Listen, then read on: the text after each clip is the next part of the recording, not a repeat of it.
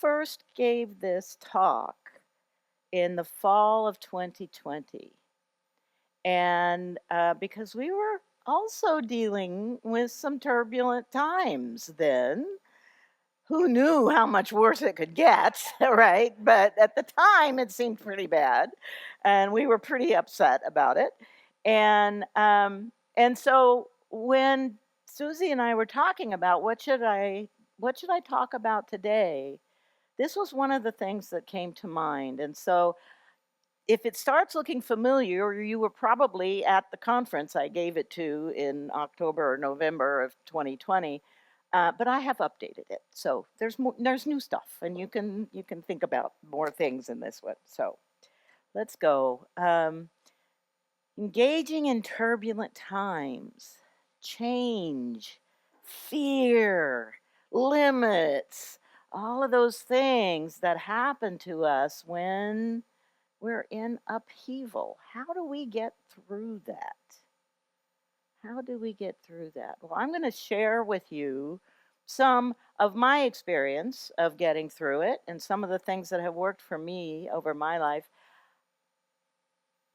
Compared to some of you, I've had a lot more time to be in various turbulent times, right?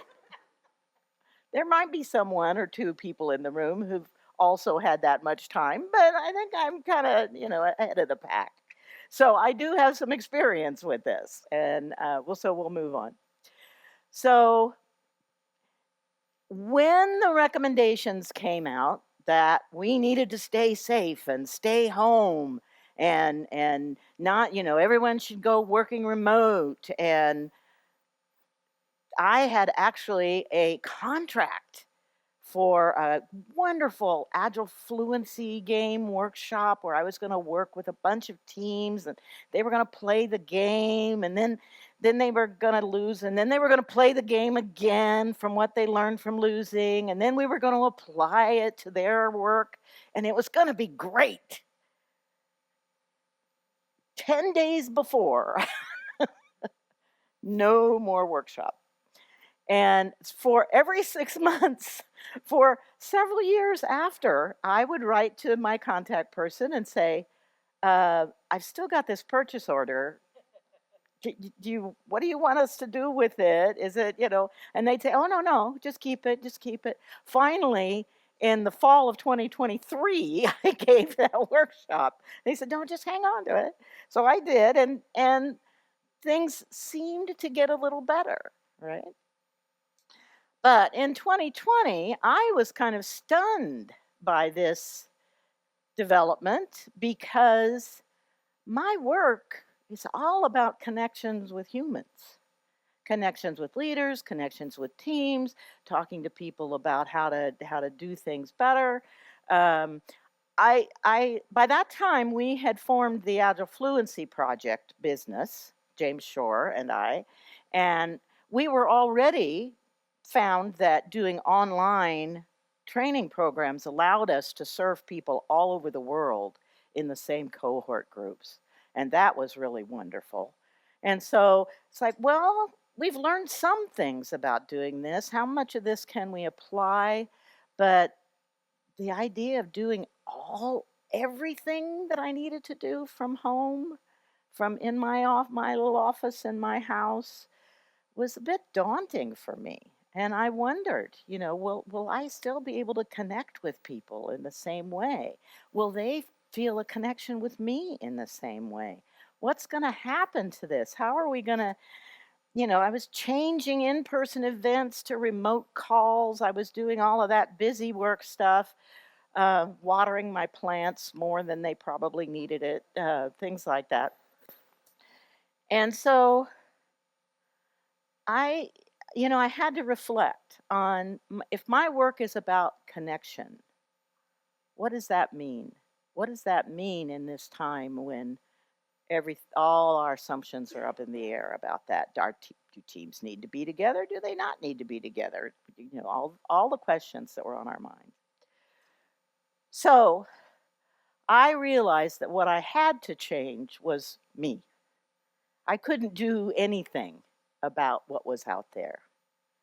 but I could change me, and I could change how I approached things. And so that's really what I want to share with you today. And sometime during that time, I got a little card from a friend, and this Winnie the Pooh quote was on that card. And I thought, this has to be my attitude. What day is it? It's my favorite day. Today is my favorite day. I've never had a day up until now as good as this day. Tomorrow might beat it, but for today, this is my favorite day. So I'm so happy to be here with all of you for this day, and the fact that we can all get together again and that we can make these in-person connections. I used to tell people before it was mandated that if they were working remote, they had to overcome a lot of things, including the fact that researchers had shown that one of the ways we all communicated was through pheromones, and that was really hard to do over Zoom. All right, so we had to find some ways. So, but this is what day is it? It's my favorite day. So today, what I'm going to talk about is when we are in turbulent times. I don't want to focus on the turbulence so much, but how do we move through that? When we are feeling that in our lives, how do we go forward? And so we go forward by looking at a change, and what does that mean about career pivots? Or what about that dynamic? How are we thinking about that? How much of the change has been coerced, imposed on us, and how much of it can be chosen? What we choose to change for ourselves because we see a benefit in it. How much of it is leaving us paralyzed, and with how much of it can we engage?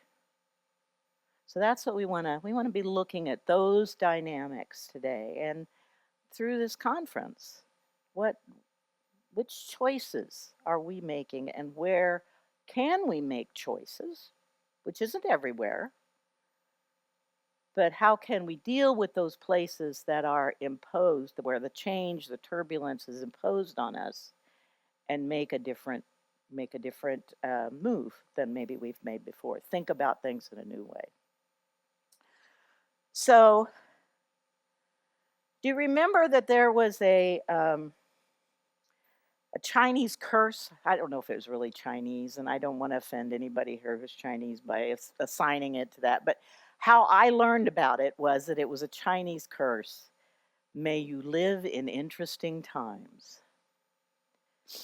When I was a teenager, I couldn't figure out how that could possibly be a curse, right?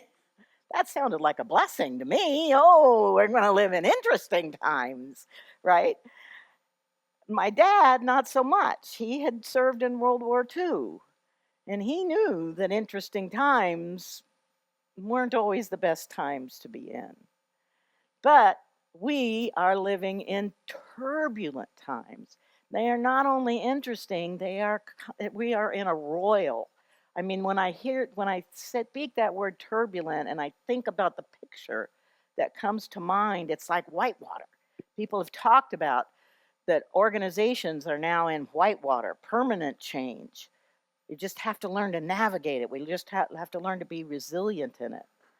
And, and I think resilience is a big focus of my work right now. How do we build resilience in ourselves, in our organizations, for our teams? And what's the point? What's the benefit of building that resilience? How does that help us get through? And I think that's an important thing to think about. And through my life, I've developed some theories of change. I'm going to share with you some other people's theories of change, but my personal theory of change is that in every one of us, we have an internal change bucket. A lot of us who would call ourselves change agents carry around a pretty big change bucket. we can pour a lot of change in there before it starts to overflow, before we can't take it anymore, right? And I always was one of those people. Oh, another change, no big deal. We'll just deal with it. We'll just roll with it. Go, move forward. And then I hit a wall. I separated from my husband. I moved into a new living arrangement with a dog. Always had cats before. I had a puppy. I had a commute, a daily commute, because I got a new job to help stabilize my life. I mean, there were just all of these changes piled on me at once. And I got a call from somebody who said, that meeting we have on Tuesday, it's a problem for me now. Can we just move it to Thursday? And I found myself saying, no, I cannot, no. And I realized that was the one change too many for me. And that other people, kind of pulling on my empathy, other people must get this sensation too, because their change buckets might be a different size than mine. It might take less change for them, fewer changes in their world, before they start getting this overflow feeling. That's too many. I can't take any more change than that. And I think it's an important thing to reflect on for each of us personally. How do we deal with change?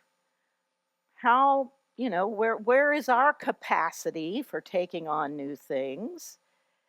And where might be the capacity of the people who are around us? And it can come from past experiences. I mean, the size of your change bucket can change too, depending on different things that happen in your life, right? You might have a really big change that fills it mostly up for most of the time, and there's only a little bit of room left over. Or you may start out having had a very turbulent life, and I can only take a little bit of change at a time at all, right? So I want to talk about a few different change models. Some of these you may have seen. I'm going to ask you which ones you've seen. How many of you are familiar with the Virginia Satir change model? Okay. So this is an interesting one where she says we're going along in the status quo, having a great time. We're just, doing what we do, right? And then something happens. She calls it a foreign element shows up, something we didn't expect and don't like, right? And when that happens, we react. And the first place we go is in turmoil. We don't know how to make sense of this. This thing came up. We don't know what it is. Where is it taking us? We don't like it. We resist it. And then we go into some feeling kind of chaotic. And at some point in the chaos, we have a transforming idea. We say, oh, this might be the way. This is a way I could deal with this. This is a thing we could do. And once we have that transforming idea, we can begin to build on it. And we build on it, and we build on it. And we get more good ideas about it until we reach a new status quo. A lot of people have found a lot of value in this model. What they don't always dive deeply into is we could have several change events going on at once, and they are overlapping. And so which transforming idea fits which change, and which ones fit a number of them, but which ones don't seem to work as well as. So that chaos period can go on, that sense, and it's not that there's necessarily chaos in the world. It's that sense of our internal chaos. We just can't make sense of this, right? That gets extended when we pile on those change events, those foreign elements. They're just coming at us fast and furious, right? So another one is William Bridges. He wrote a book called Transforming Organizational Change or something like that, or something. And his model looks a little simpler, but he says, we're going along and then there's something ends. We don't know exactly what, but something ends, and that throws us into what he called the neutral zone, which is similar to the chaos and the transforming idea that Virginia Satir talks about. And then once we kind of figure out a path, yeah. So, then we just head off into our new beginning, right? Simple. Except most of our paths look more like this. We spend a lot more time in that neutral zone than we expected to spend, right? But it's a good model, and it fits. Another one of my own, he says the way we get through that neutral zone is by focusing on possibilities and creativity and innovative ideas. Sounds pretty good. I mean, that's kind of what we talk about as well, right? So this is another one of my favorites, and this comes not from a different source altogether. This comes from Dr. Ken Moses, who is a psychotherapist. I think he's retired now, but he lived in Chicago, and he worked with people. His primary client base with people who had a newborn, and they had spent the entire pregnancy imagining this beautiful newborn, 10 fingers, 10 toes, the things you count right away when your baby's born, that kind of thing. And that's not what they got. They got a child with some problems that needed to be dealt with right away, and that might be lifelong, or different things could happen. And that was, they needed help to get through that, because their dream of the future had been disrupted. And this bubble is representative of that. What he said, the way he taught me, he said, it's as if we all walk around in this beautiful, fragile bubble that is our picture of what our future is going to be. What we're, kind of what we're planning for. Maybe not, we're not locked into it, but these are our plans. This is where we think we might go on vacation next summer. When we retire, we might get a boat. When we do this, we have all this picture that's on the inside of this bubble. And when a big change happens, the bubble bursts. And it becomes our job to begin to reconstruct a new picture of the future that includes whatever the current reality is that we didn't expect. And he said, similar to Kubler-Ross, if you're familiar with her work, he said you go through 6 states as you're trying to rebuild your bubble, right? You're shocked. Oh my God, this can't happen here. This can't happen to us, right? And then anxiety. What? I don't know how to deal with this. And then fear. Maybe I won't be able to deal with this. Maybe this will overwhelm me. Maybe I won't be able to get through this. And then that can dip you into depression. And then you start feeling guilty. Well, what could I have done to make this not happen? I missed out somewhere. I could have short-circuited this. What was it I missed? And then anger at ourselves or others. Oh, yeah, but if they'd only told me, then I could have done this thing that would have prevented. So now I'm mad at them, right? Or the circumstance. And eventually we end up with a new future built, a new idea of the future built that allows us to accept and acknowledge and have some hope for where we might go from here. I particularly love this model. It feels very affirming to me. It affirms that we get to have those negative emotions when we're in these turbulent times. It's okay. We don't need to slap them on everybody else. It's better if we kind of figure out our own way of dealing with it. But they're going to be present because we're human. It's about acknowledging that we are human. is why I like this one. More broadly, Glenda O. Yang at the Human Systems Dynamics Institute talks about 3 kinds of change. And sometimes it's worthwhile to think about, well, what kind of change are we in? What has happened? What needs to change? And she says, sometimes it's just a simple change.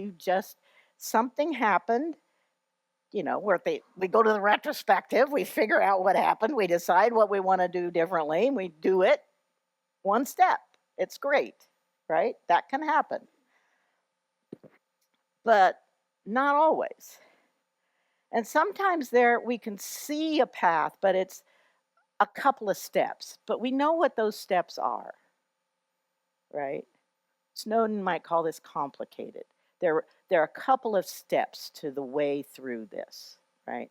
So I love the bank shot imagery up here that Glenda uses, right? And then other times we are in highly complex times, and it's called dynamical change. That evidently is a math term. I don't, yeah. And what it means is we can't predict the interactions. We can't predict the next steps. All we can do is take them and see what happens. And Snowden calls this probe, sense, respond, right?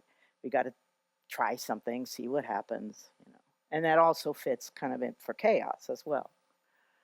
So this is another way. It's like, well, what kind of change are we faced with? Right now, a lot of us are in that dynamical change space because a lot of us are experiencing VUCA. Anyone in this room never heard of VUCA? Okay. Oh, well, good. So the VUCA was created, the acronym, volatile, uncertain, complex, and ambiguous, was created by the U.S. Army War College to describe conditions where headquarters made a plan and gave it to a squad of people to go deliver, and the squad of people got out into the field and said, this isn't what they asked. What they asked us to do is not going to fit here. Right? We can't, no, now what, right? And they had seen that happen over and over again, and they had seen people get hurt as a result. And they realized that it was no longer feasible in some circumstances for headquarters to make the plan. So there are a bunch of books written about this. David Marquet wrote about it. Crystal, I wrote about it. There's a lot out there about how the military dealt with this situation and how some leaders in the military were a little better equipped to deal with it than others, and so on. But along the way, some business people got a hold of it, and they said, that sounds like the marketplace right now. Volatile, uncertain, complex, and ambiguous. We don't know what's going on over here either, and we're not at war. We really don't know what's happening. And why don't we know? Well, it's because of these conditions are present. And so how can we think through what it is we need to do to manage this? And this is turbulent times. This is a great representation of what it means to be in turbulent times. We don't know what's going on. And if we did know what was going on, we wouldn't know what to do about it. And everything is emerging so fast, and we can't tell where it's coming from. And there are no root causes, or there are so many root causes we can't even figure out how they interact together. And it's fast. The volatility, it's happening so fast.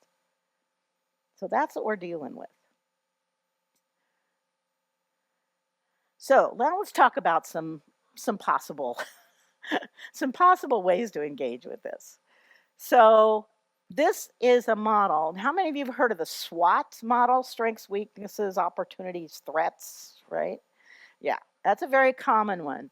Well, there's another theory of change in the organization development world called appreciative inquiry. And it is, let's look for where things are happening the way we would like to see them happen, and then give that a lot of energy. So see if we can't build more of that instead of worrying about the problems and the threats and the weaknesses and so on. Let's look at our strengths and let's build on those. So SOAR came out of that. It's an alternative way to begin to set some strategy for ourselves or for groups that allows us to think about what are our strengths, what are our opportunities, and what are our aspirations, and what results and outcomes do we want to create. And that gives us some questions. What can we build on? What are our stakeholders? Both personal family stakeholders and organizational stakeholders. What are they asking for? There might be some clues there. What do we really care about? What are our aspirations? What kind of world do we want to create for ourselves and others? And how will we know? How will we know when we've succeeded? What indicators can we look for that will tell us, this is working. We can keep this going for a while. The authors of this, there are two people, I'm forgetting their first names right now, but their last names are Stavros and Hendricks. It's a good thing I put that on the slide. Yeah. They've written a whole very small one called a thin book about this model and about how you can use it for yourself and for others. So I have 5 steps that I have used, 5 things that I pay attention to when I find myself in turbulence, when I have this sense I don't know what the heck is going on. And I really would like to make some kind of sense out of it and figure out what is that next step I'm going to take so that I can then check on how that changes things and where might that go. So mine are, first things first, feel the fear. Whoops, I'll go back. Feel the fear, name it. What is it that I'm afraid of right now? What is it that I'm afraid of right now? Oftentimes we just feel this turbulence, but we don't really tell ourselves what's our theory of where this is coming from, right? And not who's to blame. No. We don't go there. It's just, how did things get this way? Things are the way they are because they got that way. Yeah, we were talking about Jerry Weinberg last night. But yeah, so what have we got now? It got this way. What is that? Let's just name it. And then walk through it. Somebody recently gave me a way to think about fear. I guess there's a wonderful TEDx talk about handling fear and so on. And I said, for a long time, one of my personal guides for how to behave in the world is feel the fear and do it anyway. And by taking that approach, I find a lot fewer things are fearful. Because I know, I have learned, I can work my way through them. I can get through them, and it's going to be scary, but I'm okay with that. That's also part of the human condition. Right? So first things first, feel the fear, do it anyway. And then persist. Don't give up too soon. Don't silly persist. Don't persist when there's absolutely no chance. But if you see a chance and you see some opportunity and you keep working on it. Keep going that way. Stay curious. My friend Glenda O. Yang, that gave us the change model, she talks about sitting in inquiry. Just letting the world bring its questions to you and responding with your own questions. Right? I love that. And then, be curious about what's going on. Why? What else? Who else is this happening to? Why might it be happening? I have some friends who are wilderness tracker kind of people. They go out in the woods or something, and they try to have an experience out there. And usually they do. And one of their techniques is find a place, sit in it, and ask 50 questions about it. 50 questions about where I'm sitting in the woods. How does this dirt feel under me? What's the temperature? How are the leaves moving? What's that squirrel doing? Is it digging? What do you think we might be digging for? Right? 50 questions. Stay curious. And you learn a lot. Not by getting answers, but by asking the questions. So that's my second one. And then review. What alternatives have showed up? What else might I do? What's working for other people? Can I think about this thing I fear in a new way? Can I think of it as a challenge I want to overcome? Can I think about it as this is a new experience, right? How can I think about this differently? How can I reframe it?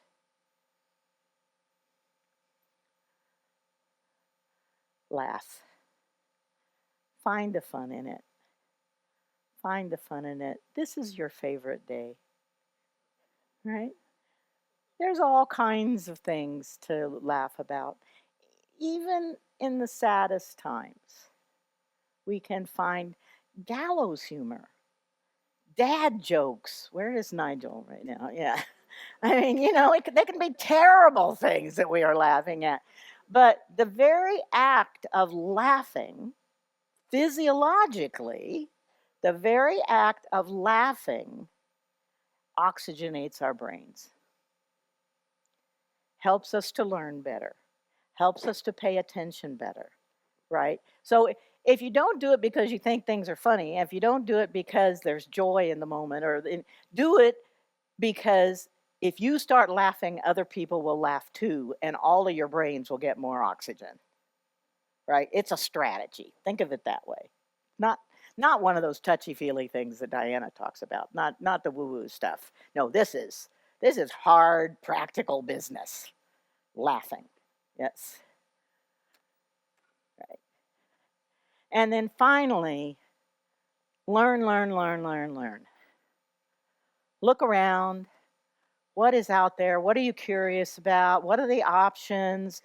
What are the new possibilities we've identified? What's on the horizon? People keep asking me my opinion about AI and is it going to disrupt everything?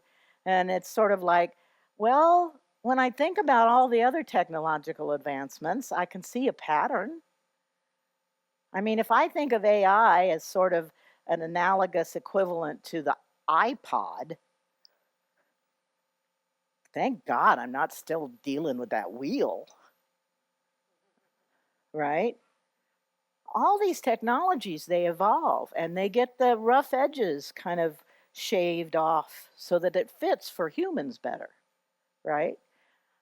I'm not predicting, but I'm anticipating that that's probably what's going to happen with AI because I've just seen that pattern over and over and over again.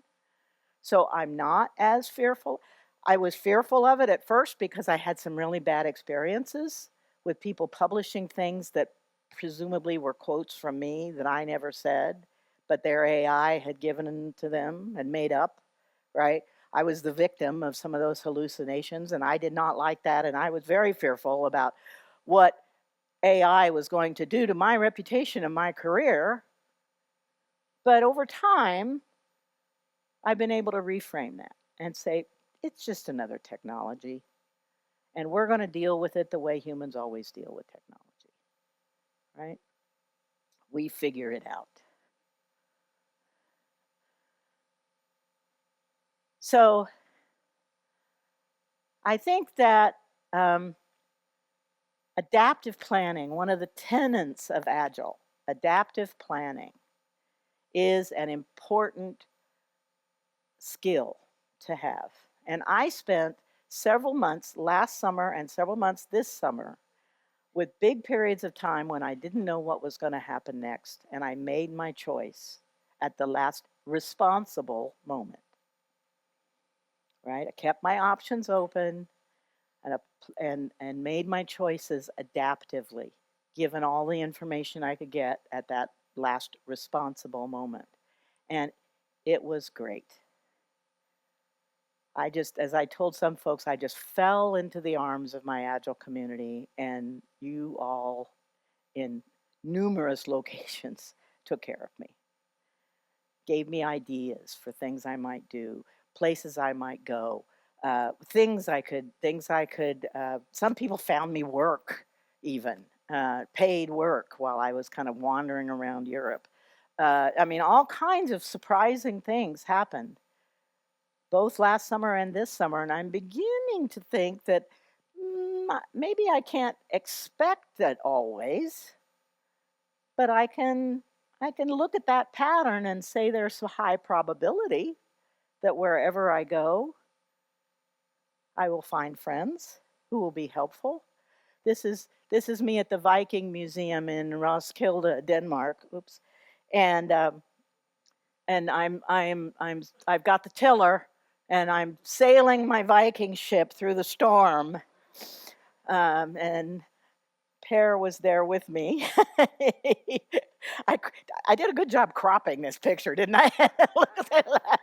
It looks like I really was there, sort of. But what I want to say is it can be hard, and we can't always see around the corners. We all know there's a path ahead of us, but we don't always know exactly where it's leading. But the way to engage with our turbulent times is to be prepared to walk that path. Get ourselves ready for that. And look for friends along the way. Look for the colleagues that can help you make that journey. Look for the family members and social circles that feed you. And that's what gets you. Community is what gets you through really turbulent times. Whether it's a work community or a personal community or a family community, it can be difficult to see around the corners, but you're not alone on the path.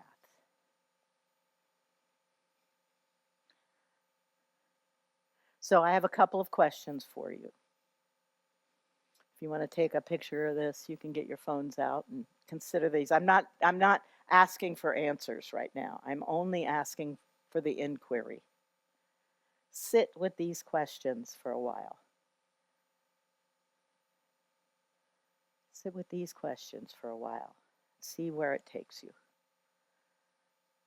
See if it doesn't help you, or if it does help you engage with whatever the turbulence you are dealing with right now, however it manifests.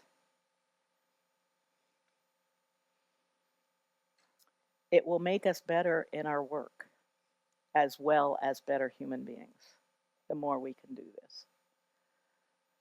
So I love to stay in touch.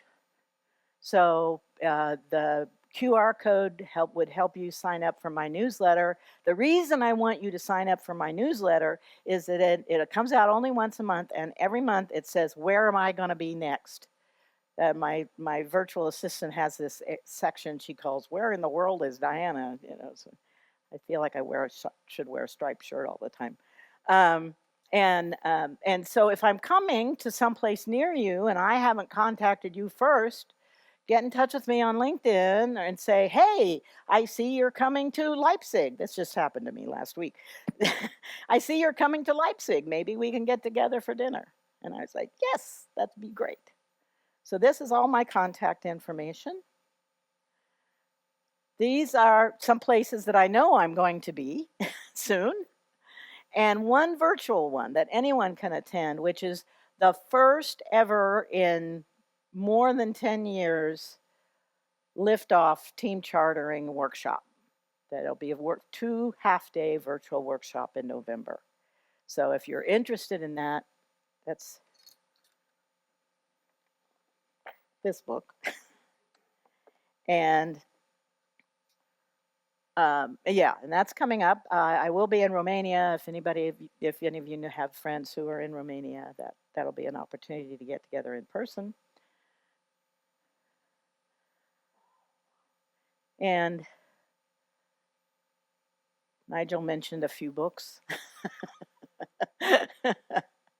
So please stay in touch. You never know when I might publish another book. You never know.